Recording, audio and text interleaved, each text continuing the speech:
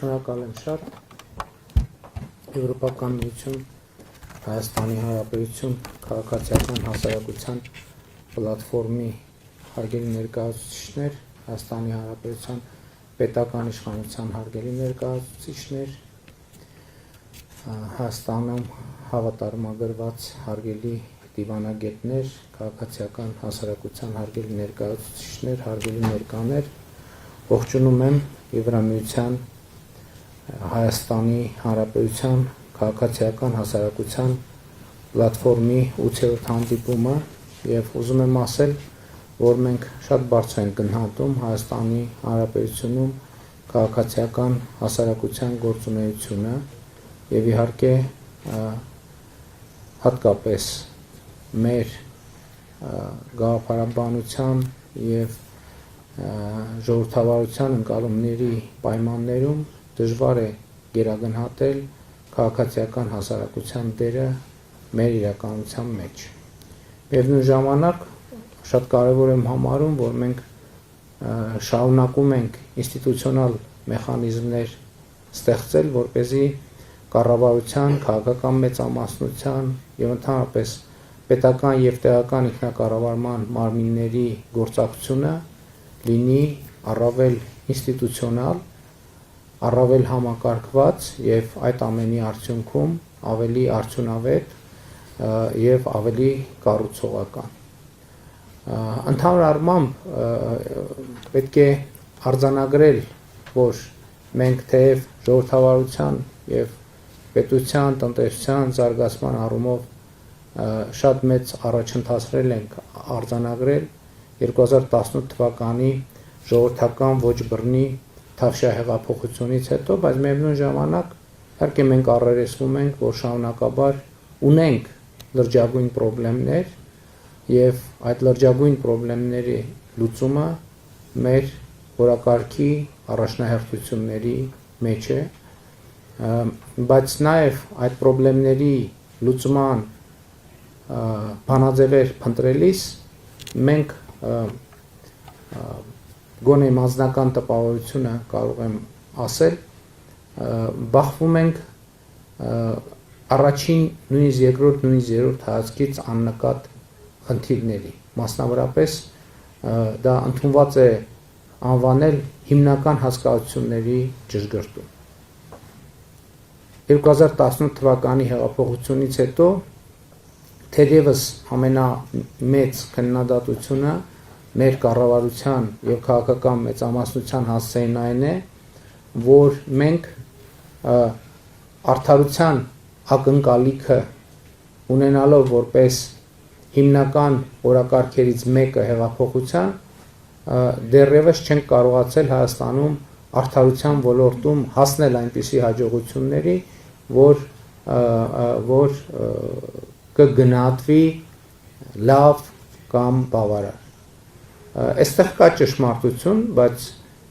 երբ որ մենք ուզում ենք հասկանալ խնդրեմը, բախվում ենք առաջին հայացքից կարող է շատ պարզունակ մի հարցի։ Իսկ ինչ է արդարությունը եւ ինչ է արդարադատությունը։ Եվ պարզվում է, որ այս հարցի շուրջ միասնական ընկալում չկա,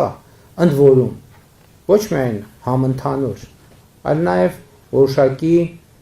գաղափարաբանական եւ դիտանկյունային էական տարբերություններ կան ընդհանուր մասնագիտական խմբերի մեջ։ Օրինակ իրավաբանները արդարությունը մի բան են համարում, քաղաքական գործիչները մեկ այլ բան, տնտեսվարողները երրորդ բանը, քաղաքացիները չորրորդ բանը, ընդհանրապես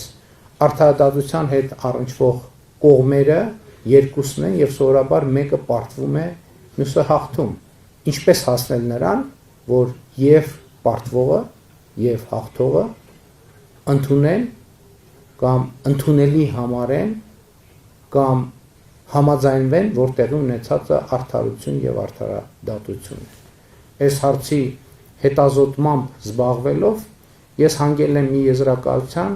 որ այստեղ ամենակարևոր խնդիրներից մեկը process-ների եւ ինստիտուտների օրգանիկությունն է իշխանության աղբյուրի ժողովրդի հետ կապի իմաստով։ Այսօրվա համակարգի պայմաններում մենք երբեք արդարություն եւ արդարադատության զգացում չենք ունենալու, որովհետեւ ես գործընկերներին ասել եմ, որ Հայաստանի Հանրապետությունում դատական եւ արդարադատության եւ արդարության համակարգերը հիմնականում չունեն օրգանական կապ իշխանության բարձրագույն աղբյուրի ժողովրդի հետ։ Եվ այս խնդիրն է կարևորագույններից մեկը, որը մենք պիտի լուծենք առաջիկայում նոր սահմանադրություն ընդունելով, որովհետև Հայաստանում արդարադատությունը եւ արդարությունը կառավարվում է մեծ մասամբ այնպիսի ինստիտուտների կողմից, որոնք կղզիացած են, մեկուսացած են, իրենք չունեն օրգանական կապ ժողովրդի առաջ եւ նաեւ չունեն հաշվետվողականության բավարար մակարդակ եւ պատասխանատվության բավարար մակարդակ ժողովրդի առաջ, որը իշխանության բարձրագույն կրողն է։ Եվ այստեղ էլ մեր ֆունդամենտալ խնդիրը այն է, որ այն հենասյուներից մեկը, որը ապահովում է, պիտի լինի չափանիշ արդարության եւ արդարադատության, որովհետեւ հարցի հետևից գնալիս ես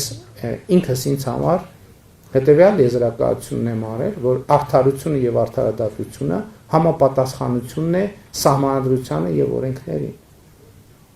Բայց ինչ անել են դեպքում, երբ որ հենց սահմանադրությունը օրգանական կապ չունի իշխանության բարձրագույն աղբյուրի հետ։ Այս դեպքում ինչ էլ ուզում ես արա, այդ արդարության եւ արդարադատության զգացողությունը չի լինելու, որովհետեւ սահմանադրությունը պետք է լինի ժողովրդի կամքի, ազատ կամքի արտահայտում, իսկ մենք պետք է խոստովանենք, որ մենք այդպիսի սահմանադրություն չունենք եւ ցավոք երբեք չենք ունեցել, իսկ երբ որ այդ կամքի, այսինքն աղբյուրը, որտեղից դե յուրե բխում է արդարությունը եւ արդարադատությունը խզում ունի ժողովրդի հետ, այդ մեխանիզմի գործարկումը երբեք չի կարող ընկալվել ժողովրդի կողմից որպես արդարություն եւ արդարադատություն։ Եվ ես ուզում եմ ասել, որ ես չեմ ասում որպես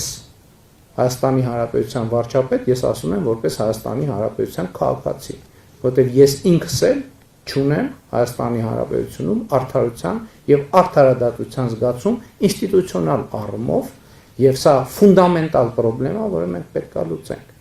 Եվ այս առումով իհարկե մեզ համար համագործակցությունը եվրոպական կառույցների եւ նաեւ վերջերս մարդու իրավունքների եվրոպական դատարանում իմ ունեցած հանդիպման ժամանակ ես սրան անդրադարձա, որ մեր խնդիրը չէ մեր սխալները քողարկել եւ փորձել ցույց տալ, որ ամեն ինչ լավ է եւ ամեն ինչ կատարյալ է։ Ընդհակառակը եվրոպական եւ միջազգային մի շարք ինստիտուտների հետ մեր համագործակցության առանցքային նպատակն է, որ մենք ունենանք որոշակի մեխանիզմներ հնարավոր թույլ տրված սխալները ուղղելու, որովհետեւ եթե մենք առաջնորդվենք այն կանխավարկածով, որ մենք պիտի հասնենք նենց վիճակի, որ մենք չսխալվենք, դա ճիշտ չի, որովհետև այսօր եւ երեք եւ վաղը սխալվում են բոլորը, այդ թվում ամենայն հարգանքով եվրոպական ինստիտուտները, Հայաստան, բոլորը, մարդը, ընդհանրապես մարդը սխալական է։ Եվ հետեւաբար մենք չպետք է խնդիր դնենք, որ մենք պետք է չսխալվենք, որովհետև երբ որ մենք այդ խնդիրը դնում ենք, մենք առաջ շարժվելու մեր ճանապարհները փակում ենք։ Եվ այս է մեր ընկալումը, մենք պետք է աշխատենք չսխալվել, մենք պետք է ամեն ինչ անենք, որ չսխալվենք, մենք պետք է շարունակաբար սովորելով, կրթվելով, հասկանալով, ճանաչելով, ինքներս մեզ առաջին հերթին ամեն ինչ անենք, որ չսխալվենք։ Բայց մենք պետք է հասկանանք, որ միևնույնն է սխալվելու ենք։ Այլ բան, որ մենք պետք է ամեն ինչ անենք, որ սխալները լինեն հնարավորինս թեթև եւ լինեն այդ սխալները ուղղելու մեխանիզմներ եւ այս ընկալումն է մեզ համար գործելակարգը։ Եվ վերջին բանը, որ ուզում եմ ասել, տեսեք, իմ ականջուղագի ծագեց հետևյալ արտահայտությունը, որ կառավարության շատ ինստիտուտներ դեռևս սրերով են ընդունում առաջարկները, սվիններով, սվիններ, սուր, հրացան, ատրճանակ։ Գիտեք, ես հասկանում եմ, բայց այդ շեշտադրումը, բայց կներեք, ես համաձայն չեմ, որ կառավարությունը կամազուրկ ամորֆ մի մարմին է, որը ինչ քաղաքացիական հասարակությունը ասեց, հլու պետքա կատարի։ Եկեք ուրեմն դերերով փոխվենք, եկեք դուք կառավարեք, մենք էլ գանք առաջարկներ ներկայացնենք, բայց ես չեմ էլ ասում, որ կառավարությունը պետք է ամեն ինչ մերժի։ Իմ ասածն է, որ պետք է տեղի ունենա բանավեճ, որովհետև այն ինչ ընդունվում է առանց բանավեճի, ի սկզբանե սխալ է։ Այսինքն այն ինչ ընդունվում է առանց բանավեճի, ուրեմն ինքը անարժեք ինչ-որ մի բան է, այնտեղ որտեղ չկա բանավեճ, նույնիսկ ամենափայլուն գաղափարը ինքը պետք է անցնի բանավեճի միջով, որպեսզի ինքը ստանա գործնական գերազանցություն։ Ուրիշ տարբերակ չկա։ Ես ուզում եմ ասել, որ կառավարությունը շարունակելու է սվիններով ընդունել եւ քաղաքացիական հասարակության հետ բանավեճով այդ սվինները պետքա իջնեն, պետքա խոնարհվեն։ Դրա մասին է խոսքը, որովհետեւ այո, պետությունը պետքա նաեւ ինքը պետությունը շատ բարդ համակարգ է։ Պետությունը պետքա նաեւ ինքնաիմունային համակարգեր ունենա, որովհետեւ պատկերավոր ասած, այսօր ամենա կներեք լավ բովանդակությամբ ֆայլերի հետ էլեկտրոնային փոստով գալիս են վիրուսներ, որոնք համակարգեր են շարքից դուրս բերում։ Դրա համար պետք է այո ամեն ինչը ստուգվի, վերստուգվի, նայվի, վերանայվի, որովհետև շատ կարևոր է նաև պետության ինքնությունը, պետության ինքնիշխանությունը, պետության անվտանգությունը ապահովել, միևնույն ժամանակ խորացնելով այն ռազմավարությունները, որ մենք ընդունել ենք, այդ թվում Եվրամիության հետ համագործակցության տրամաբանության մեջ եւ համապարփակ եւ ընդլայնված գործընկերության համաձայնագիրը մեզ համար աշխատանքային օրակարգ է, բայց պետք է նաեւ ընդունել, որ այդ աշխատանքային օրակարգը ընդլայնվել է Հայաստանի եւ Եվրոպական միության միջև վերջին տարիներին հարաբերությունների աննախադեպ զարգացումով։ Եվ մենք շարունակելու ենք այս ճանապարհը, վստահ շարունակելու ենք այս ճանապարհը, այո, մենք ընդունել ենք օրենք Հայաստանի Հանրապետության Եվրոպական միությանը անդամագրվելու գործընթաց սկսելու մասին, բայց մեր ռազմավարությունը նաև այն է, որ այս process-ի մեջ մենք չենք պատրաստվում շանտաժի գործիքներ կիրառել, այդ թվում Եվրոպական միության նկատմամբ, որ մենք այ օրենք ընդունել ենք, դե հիմա մյուս ամիս մեզ ընդունեք Եվրամիություն, ոչ ամենևին։ Մեզ պետք է որ այս process-ի շուրջ լինի 0 նյարդ։ Եվ դա մեզ համար հնարավորություն է իրապես համապատասխանել որպես երկիր բարեփոխումների գործընթաց շարունակել այնպես, որ մենք իսկապես համապատասխանենք Եվրոպական միության չափանիշներին։ Այս կետում, երբ որ մենք լինենք օբյեկտիվորեն այս կետում, Եվրամիության անդամ դառնալ չդառնալը քաղաքական որոշման հարց է։ Եվրամիությունը կարող է որոշել չընդլայնվել կամ որոշել ընդլայնվել որոշակի տրամաբանությամբ։ Եվ մենք որևէ մեկի կամքին քաղաքական չենք կարող բռնանալ։ Եթե Եվրոպական միությունը որոշի, որ մենք մեզ ընդունել Եվրոպական միության լիիրավ անդամ որպես, շատ լավ։ Եթե կորոշի չընդունել, մենք էլի շահած դուրս կգանք, որովհետև կլինենք ժամանակակից լավագույն ստանդարտներին համապատասխանող երկիր։ Մեր խնդիրն է, մեր նպատակն է, մեր ռազմավարությունն է լավագույն ստանդարտներին համապատասխանող երկիր լինել, եւ մենք հասկանում ենք, որ այսօր հեռու ենք այդ կետից, բայց մենք գիտենք, որ ունենք անհրաժեշտ քաղաքական կամք,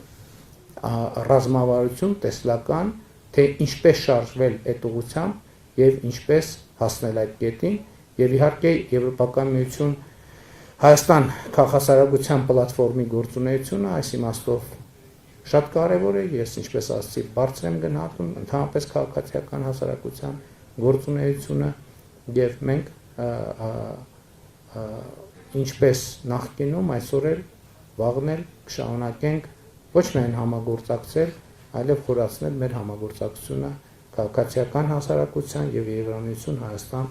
քաղաքասարակության պլատֆորմի հետ։ Շնորհակալ եմ։